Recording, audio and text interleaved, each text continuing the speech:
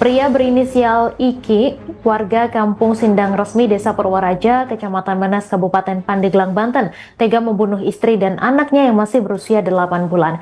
Pembunuhan itu terjadi di kediamannya pada Kamis 11 September 2025 sekira pukul 3 dini hari. Peristiwa itu pertama kali diketahui oleh ayah kandung korban IN, Jajang Sudrajat, sekira pukul 8 waktu Indonesia Barat. Ayah korban curiga karena sejak pagi tidak ada aktivitas seperti biasanya. Ia pun mengetuk pintu rumah korban namun tak ada jawaban. Akhirnya ayah korban mendobrak pintu rumah anaknya dan menemukan korban sudah tewas. Terduga pelaku juga mengakhiri hidup setelah membunuh anak dan istrinya. Saat ditemukan, pelaku Iki masih dalam kondisi hidup meski kritis. Hingga setelah dibawa ke rumah sakit sekira pukul 11.45 waktu Indonesia Barat, pelaku dinyatakan meninggal dunia.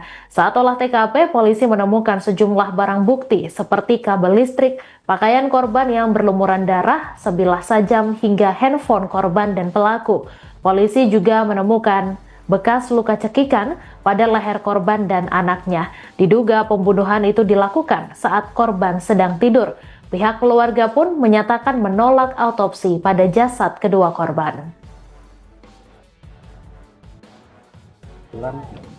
Kami dari Satreskrim Polres Pandeglang mendapat informasi sekitar setengah 9 pagi tadi bahwa diduga ada tindak pidana pembunuhan yang dilakukan oleh inisial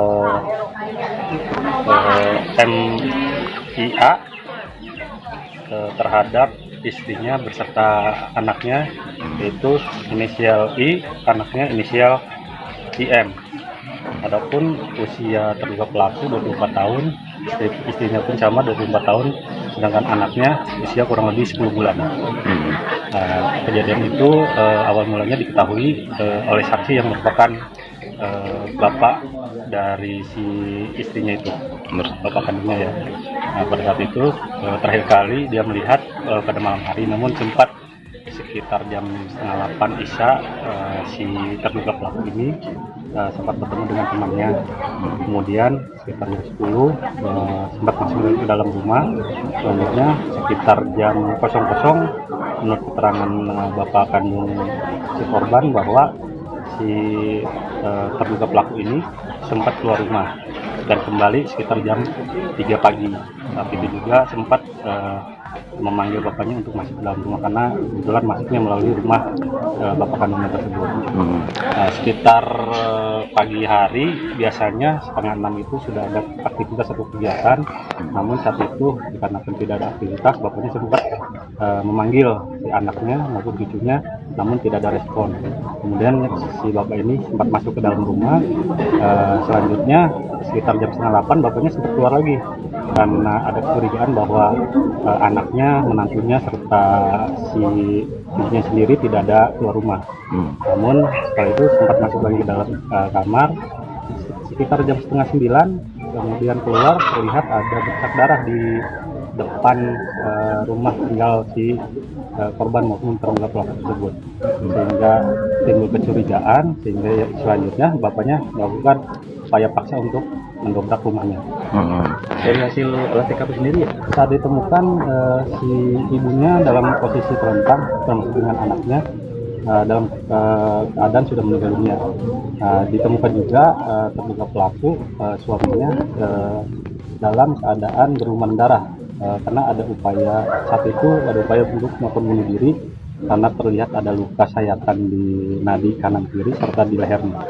Saat itu si terduga pelaku memang kondisinya masih dalam keadaan hidup karena pada saat didobrak itu si orang tuanya sempat melihat anaknya sudah meninggal, kemudian sempat dibantu oleh masyarakat sekitar. Terduga pelaku dibawa ke rumah sakit Aulia Menes untuk dilakukan perawatan. Namun sekitar jam 11.45 kita dapat informasi yang bersangkutan meninggal dunia pula. Kalau motifnya sendiri mendalami karena kita dari informasi orang tua, masyarakat sekitar, tetangga bahwa belum ada terdengar percekcokan antara kedua pihak, antara si suami atau si istrinya. Seperti kondisinya baik-baik aja begitu ya? sementara itu info yang kita dapatkan, tapi kita masih tetap lakukan penyelidikan lebih lanjut.